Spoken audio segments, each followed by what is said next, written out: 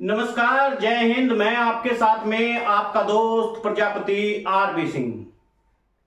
बड़ी खबर बिहार से है, जहां नीतीश कुमार इस्तीफा दे सकते हैं, विधानसभा भंग हो सकती है, चुनाव फिर से हो सकते हैं। इसी बात को लेकर के गहमा गहमी चल रही है और वहीं पर भारतीय जनता पार्टी की सांसें रुकी हुई है। गृह मंत्री अमित शाह, जिसे बीजेपी का, भारतीय जनता पार्टी का चाणक्य कहा जाता है, वह अब राम की शरण में नहीं बल्कि विधायकों को बौद्ध की शरण में ले गए हैं। बुद्धम शरणम गच्छामि। जी हाँ, और वहां पर भी भारतीय जनता पार्टी के 5 विधायक कम जाते हैं। अब सोचिए हालत कितनी खस्ता हो सकती है। अब खेल खेला जाएगा नहीं, खेल हो गया। अब तो पर्दा उठना बाकी है। इसमें सब कुछ बताती है लालू प्रसाद यादव की चुप्पी, और जो तेजस्विनी यादव ने कहा था कि खेल अभी बाकी है, वह खेल भी आप देख लीजिए। और इसी के साथ में एक बार फिर से नीतीश कुमार का सफाया हो जाएगा, नीतीश कुमार की पार्टी खत्म हो जाएगी। यही भारतीय जनता पार्टी ने पूरी साजिश रची थी, या फिर यूं कहिए भारतीय जनता पार्टी अपने ऊपर न लेकर के लालू प्रसाद यादव से ही इस पार्टी को निस्तनाबूद कर देना चाहती है। वहीं पर आपने देखा होगा सम्राट चौधरी ने शपथ उठाई थी, जब तक हम नीतीश कुमार को कुर्सी से हटा नहीं देंगे तब तक सिर से पगड़ी नहीं हटाएंगे। और वो हटाई भी नहीं। जब उनसे यह प्रश्न पूछा गया तो उन्होंने कहा कि वे राम मंदिर में जाएंगे और वहीं पर अपने बाल कटा लेंगे और फिर वे पगड़ी उतारेंगे।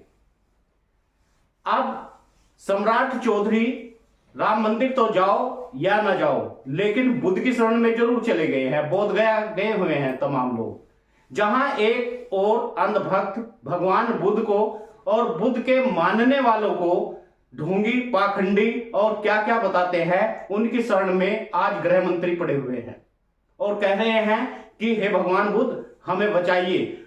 4 विधायक तो लालू ने ले ही लिए। वहीं पर बड़ी खबर यह आ रही है, जीतन राम मांझी की घेराबंदी भारतीय जनता पार्टी ने की है। जीतन राम मांझी कहते हैं कि मैं प्रधानमंत्री नरेंद्र मोदी के साथ हूं, लेकिन बीच ही बीच में यह भी कह देते हैं कि खेल तो हो गया। एक और भारतीय जनता पार्टी इस चाह में है कि अगर हमें भारतीय जनता पार्टी को बचाए रखना है तो जीतन राम मांझी को मुख्यमंत्री बनाया जाए। वहीं पर लालू प्रसाद यादव भी यही कहते हैं कि हम चाहते हैं जीतन राम मांझी मुख्यमंत्री बने। अब जीतन राम मांझी के 4 विधायक है, और जब जीतन राम मांझी की खटास नीतीश कुमार से हमेशा होती हुई आई है, वे 2 मंत्री चाहते थे लेकिन उन्हें 1 ही मिला था। तो उस समय यह भी कहा जा सकता है कि जीतन राम मांझी से जब पूछा गया तो कहते हैं कि जब एक रोटी में भूख नहीं खत्म होती है तो 2 रोटी तो चाहिए ही, और फिर 3 रोटी चाहिए, और अब पूरा का पूरा किचन उन्हें ही चाहिए। यानी अब में मुख्यमंत्री बनने के कगार पर है।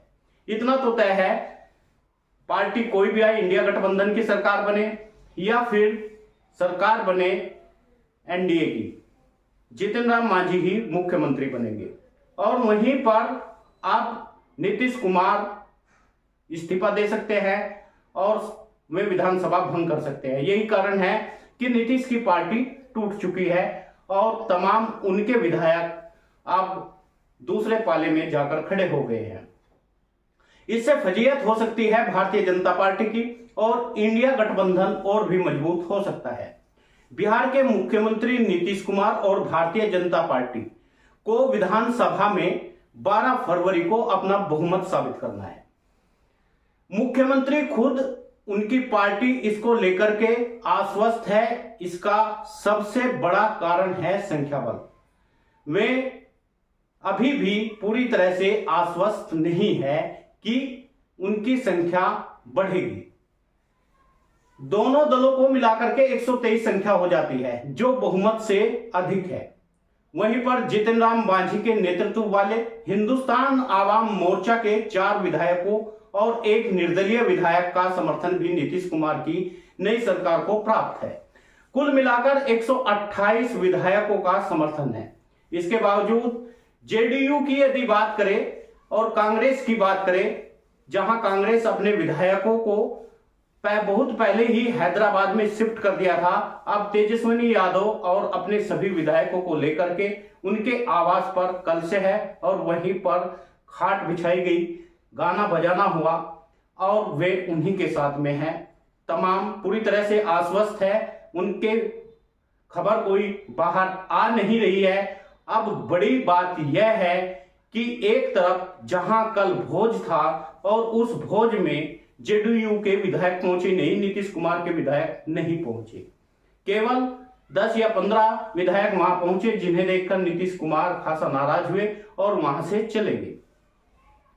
जहां चिकन मटन बिरयानी तमाम चीजें बनी हुई थी, उन सबको खाने वाला वहां पर कोई गया ही नहीं।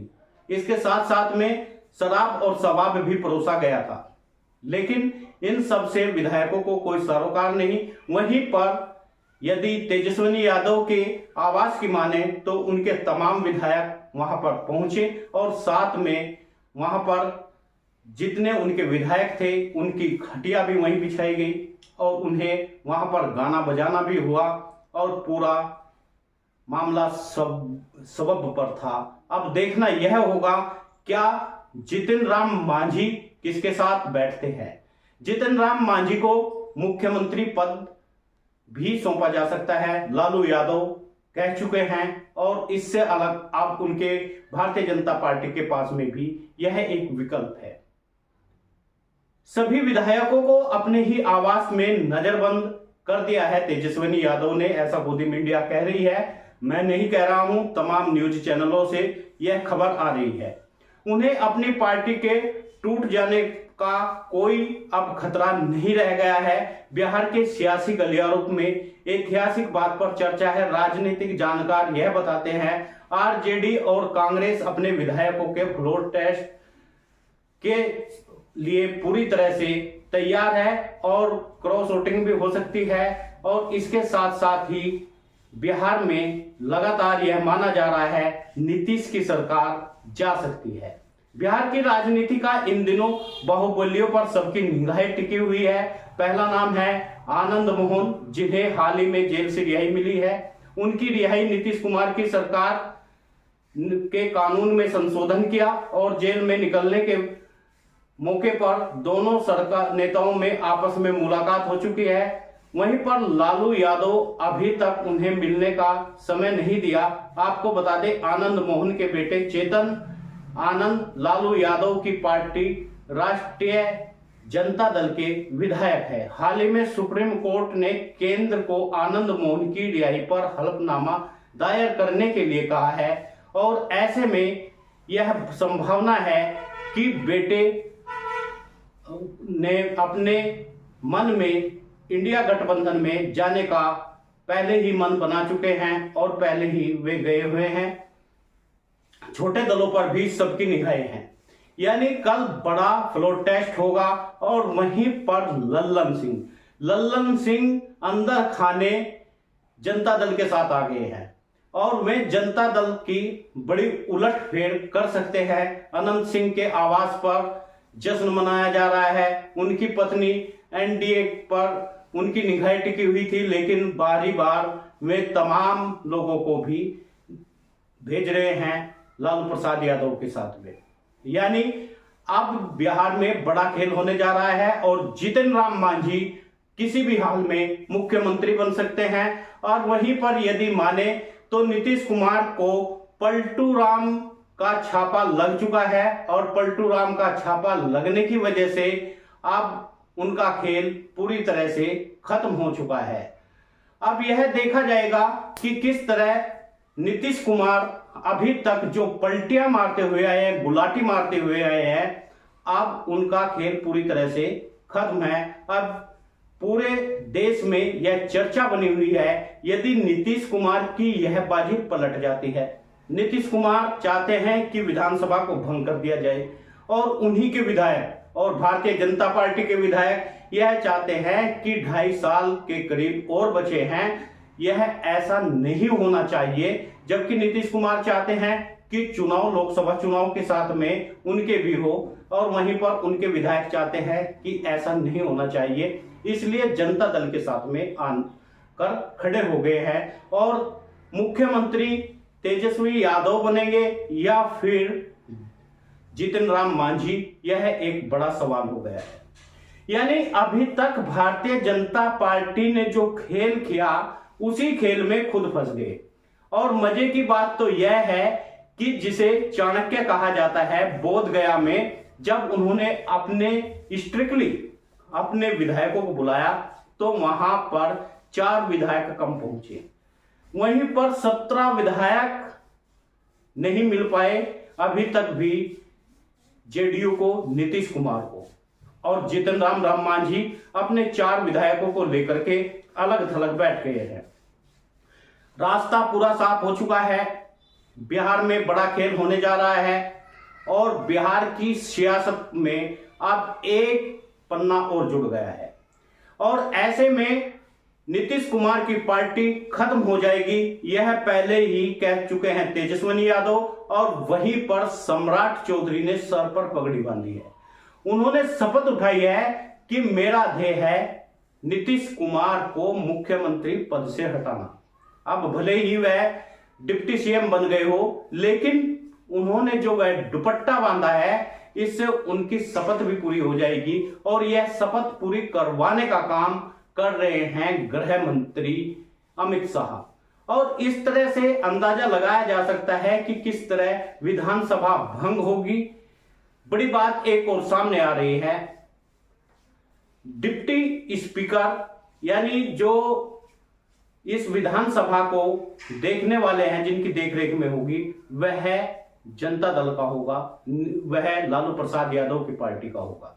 ऐसे ही राजभवन में एक बड़ा तब्दीली कर दी गई है।